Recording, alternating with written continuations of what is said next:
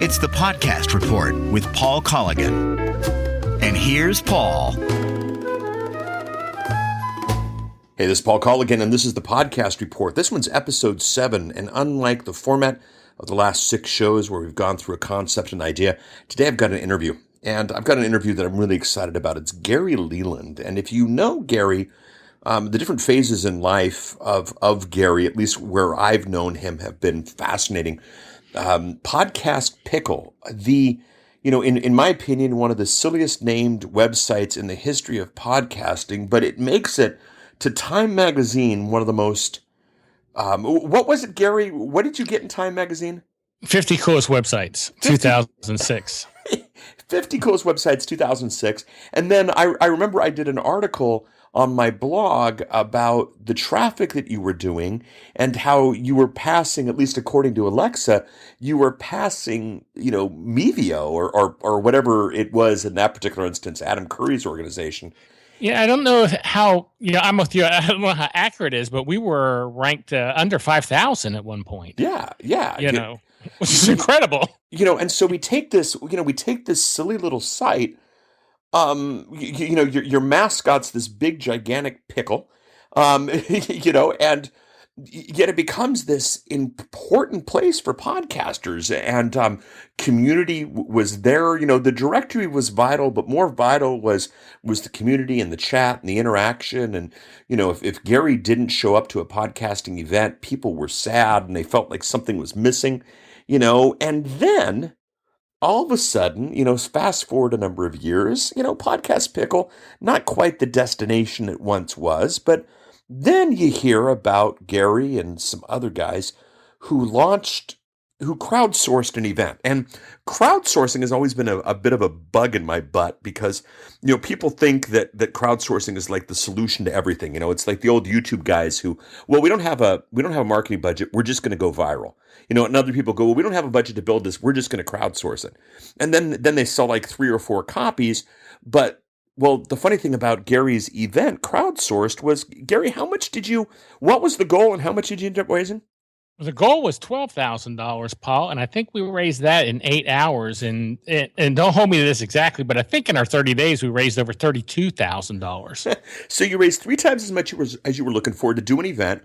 And you and I, over the years, nearly a decade of debating, does podcasting deserve its own event? Does podcast need its own event? Is it even necessarily strategically intelligent to give podcasting its own event? Back when Blog World bought, the Podcast Expo, when we were doing this Internet Marketing This Week show, we were debating if that was a good idea. Are podcasters going to get, flushed away, pushed away? And then I kept saying things like, I don't know if podcasters are going to buy an event, pay for an event. And then lo and behold, you pull this off. So Podcast Movement, how many tickets are sold? Give us the 1-minute pitch here. I think we're close to 600 if we're not at it right now. And we have 30 days left. And this is the first time I've done an event like this, Paul. But from what I understand, you have your big push at first when the sale price kind of is going on. In the last 30 days, you have your second big push. So we're hoping to add quite a few during these last 30 days. The last week has been really good. So we're hoping to keep that up. We're still adding names. Like today we announced Michael Selznick's coming, so he's speaking at the event. So we're still bringing people in, still setting it up. It's amazing how this thing has taken off. So there was, the whole thing on the crowdsourcing was to see, was there a demand? Was this a viable project? And which obviously it was. Well, that's the difference between you and a lot of other people. A lot of people, believe that it's a viable product, therefore they put it out there, and then they get really disappointed if it isn't. You saw it as a test, which I really appreciated. And now you guys are doing this. And the one complaint is this weekend you guys are doing it on is like the holy juncture. There are literally like 7 different events going on that weekend that I had to pick from. And unfortunately, I made a commitment. I'm not going to be able to show up to this one, but man, it has my fullest support. And from these numbers, it obviously looks like I'm going to Dallas next summer. The only reason it's the weekend it is my daughter's having my first grandchild the first weekend. That's when we were going to do it. So I had to push it back as far as I could. Oh, so that's how it got to be the weekend it is. So it's your daughter's fault. Yes, it is definitely my daughter's fault. So you and I have seen podcasting. You and I have seen a lot of trends, a lot of changes. why in the world are you doing another event? I mean, is this just going to be another one of these, and obviously I'm leading you here, but is this going to be another one of these, how to pick the perfect microphone? Is this going to be another one of these, which is better, WordPress or Blogger? How is this one going to really benefit the community? What's going to make this one different? Paul, do you remember Ontario? Yep. California? Yep. Do you remember what podcasting was like back then? Yep. What the people were about back then? My part in this is I'm trying to create that atmosphere, a perfect place for networking. Sure, there's going to be some people there probably talking about microphones. I mean, we have so many speakers there, it's going to be impossible for there not to be. I mean, let's face it. But I want people to come to this event, and when they leave on Monday morning or Sunday night to go, you know what? Not only did I learn a lot, I really did some strong networking, and I am going to have a better year just because I was here. Even if I hadn't have been in the sessions, even if I hadn't learned anything, I'm going to do better next year just because the people I've met, the information I learned at the networking events. So that's how I look at it, because I never go to sessions. I mean, I think I went to one of yours once, and I think that's one of out of the 8 times I've gone, that's one of the 3 sessions I've been to. I was listening to, I think it was School of Podcasting, and Dave had Cliff Ravenscraft on, and Cliff was talking about the event, and Cliff said something on the lines of, before you even buy your microphone, buy a ticket to this event. And I thought that was a pretty strong endorsement. And Cliff is one of the good guys. He's been around forever. He's our keynote, one of our keynotes. Yep. And actually, I heard that and emailed him and said, "Can I use that clip in my new show?" Awesome. I agree. That's just so strange. He said, "Get a part-time job selling pizzas for a month if you need to buy your ticket." Yeah, yeah. So, what can podcasters networking with podcasters at a physical environment do that, say, the podcasting group at Google Plus can't do? I mean, obviously, we can all see how handsome Nick Unsworth is, and that kind of thing. But like, what do you get by being with somebody else? One time, it's a story I tell a lot, and I don't know if I told you this before or not. If I did, I apologize for repeating it. I'm getting old now. But, sometimes when you're around people, you can just pick up on things because you're there. One time I made $1 million in my lifetime because I heard one word one time in a conversation.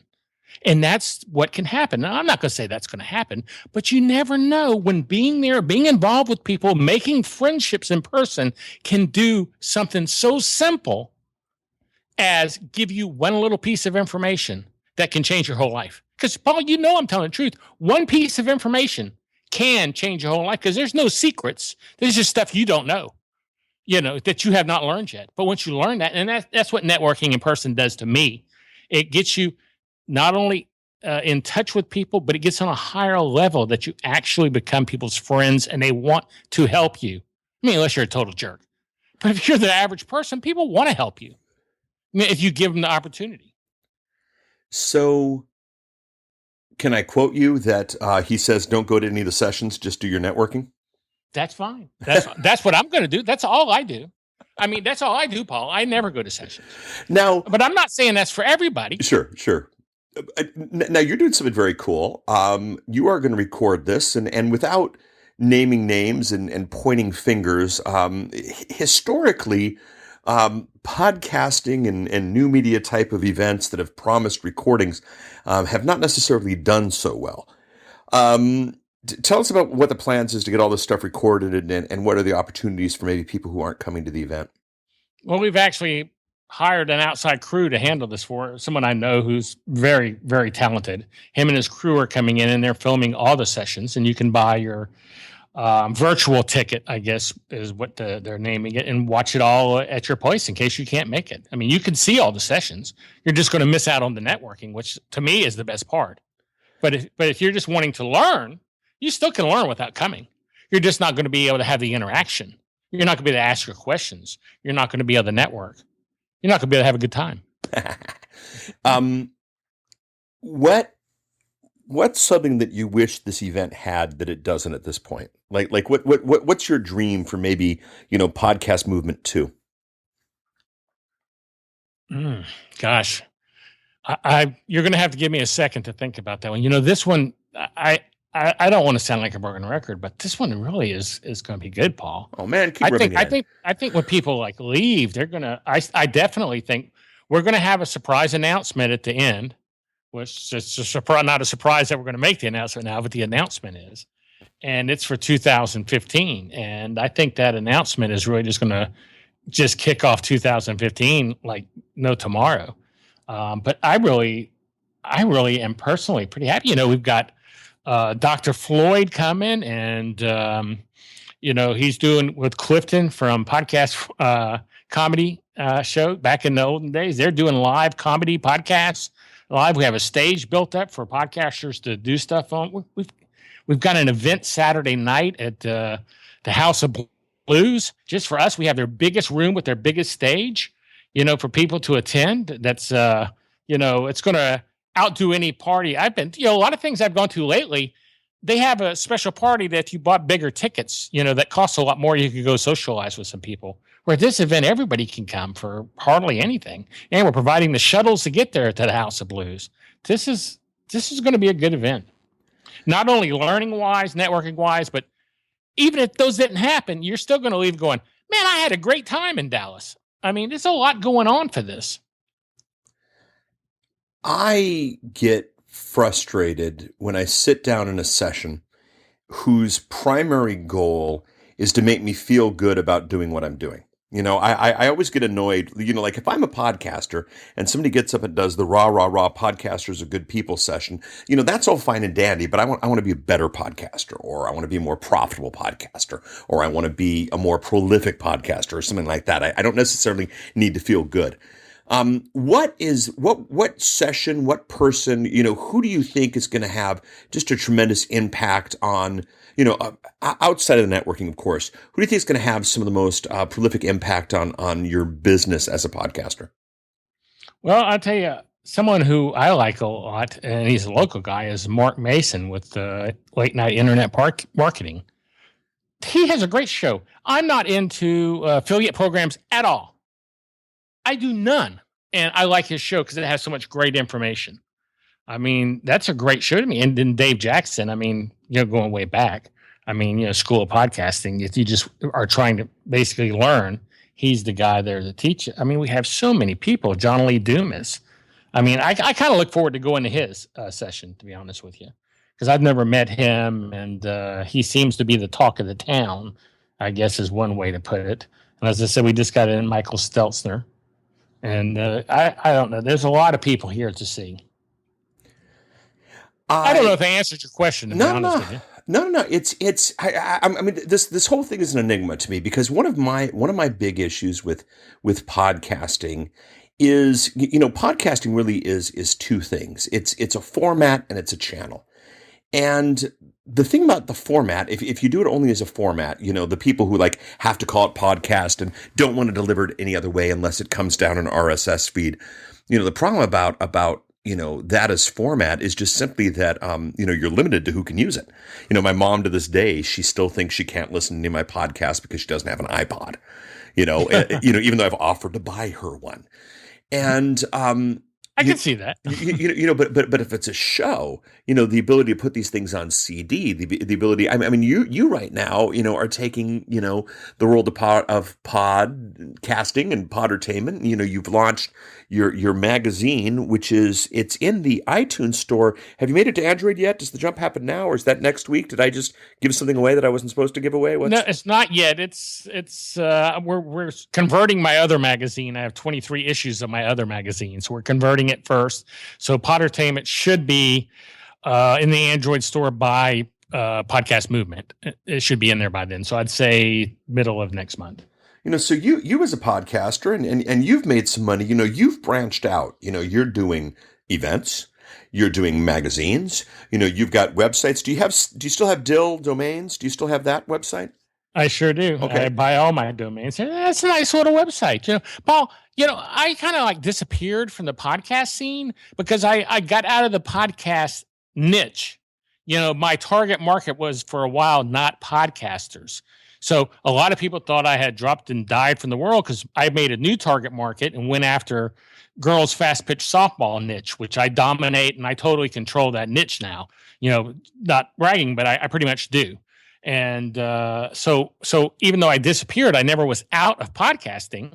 I just was podcasting in a niche where people who were interested in the technology of podcasting wouldn't see me anymore. Well, you're certainly back. Yes, I think so. I think, Paul, so were you. Well, thank you.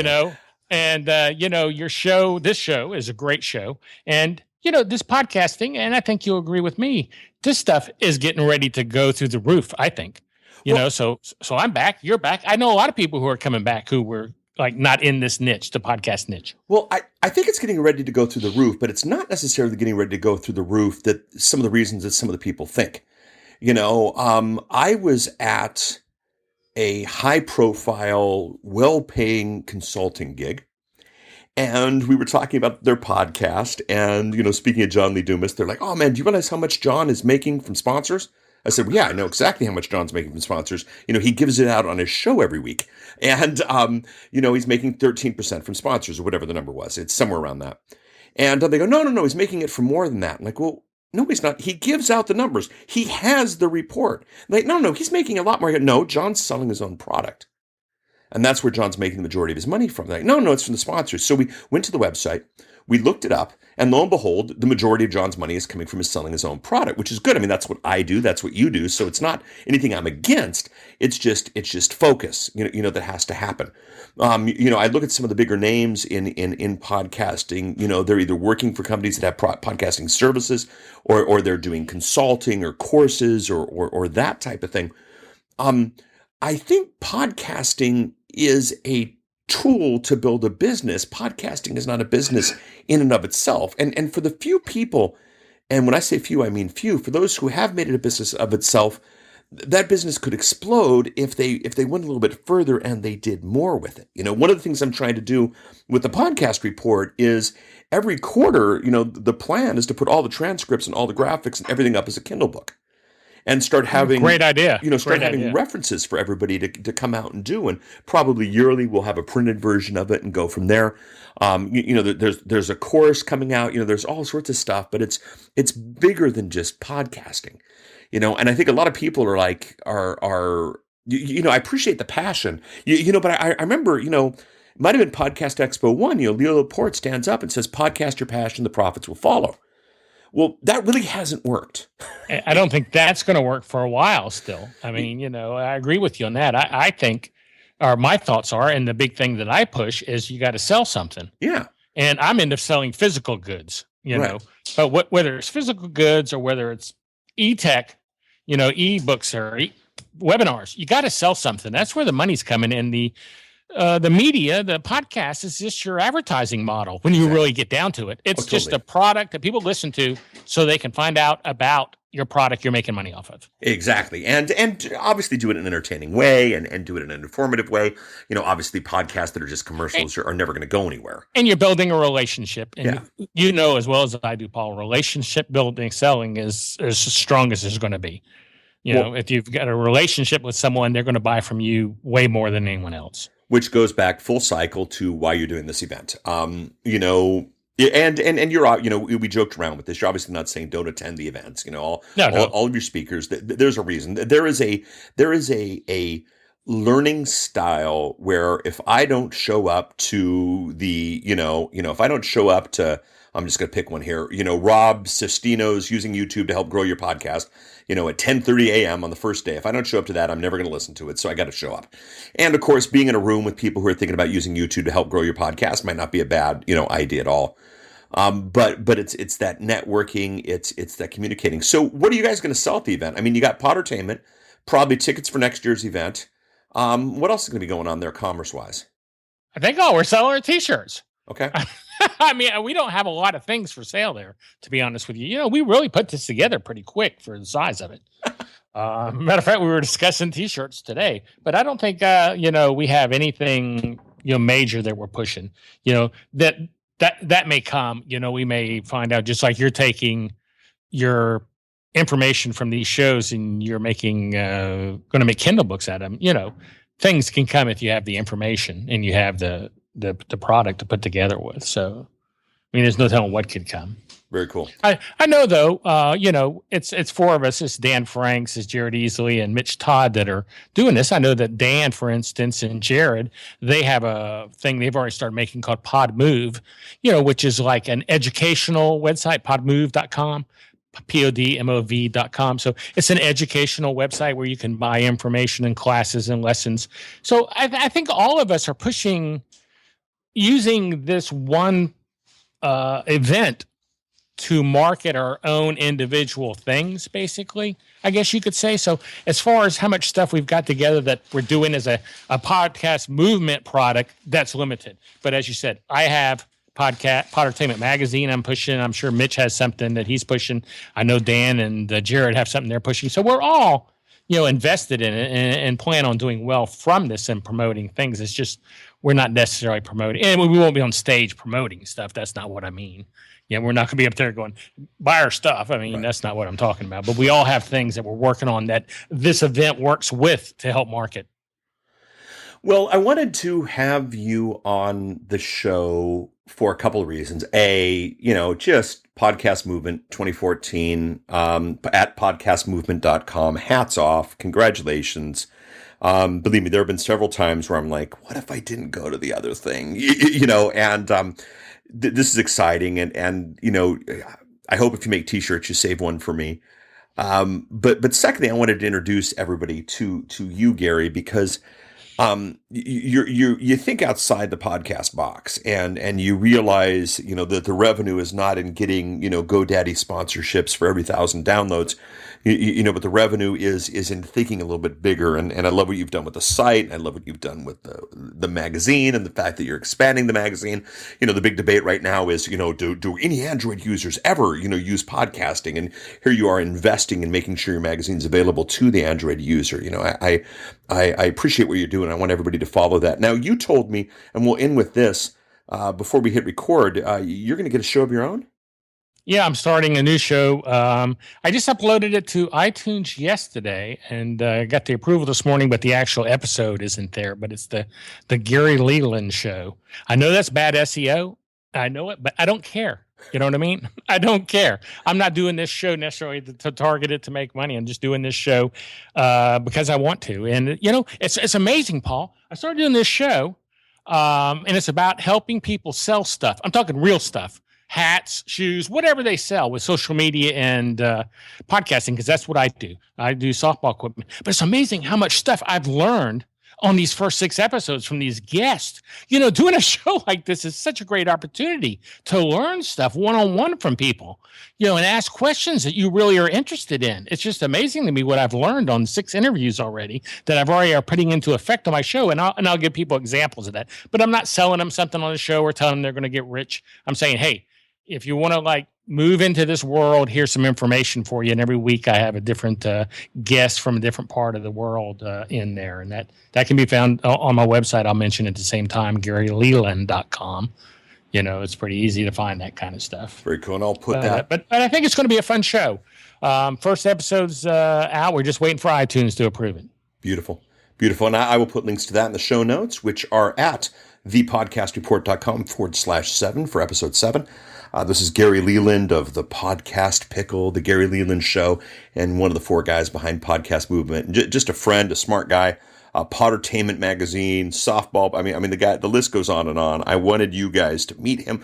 I know most of you know him, but we have a fun relationship that I thought hopefully would share with you on this episode. Before you go, did you see the post I made 5 minutes before we started this show? No. What'd you say? I said, Paul Colligan's going to interview me in about 10 minutes for the podcast report. And Paul is one of the strongest internet marketers I know. Oh, man. See. And I mean it.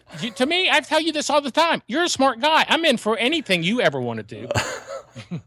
And we have a recording of this now, everybody. So remember, when I want to be the 5th guy at Podcast Movement, thank you, Gary. You're a smart guy. The other thing that you bring to this, totally outside of the tech side of things, is you just have that get it done attitude that I think has been part of why podcasting has exploded.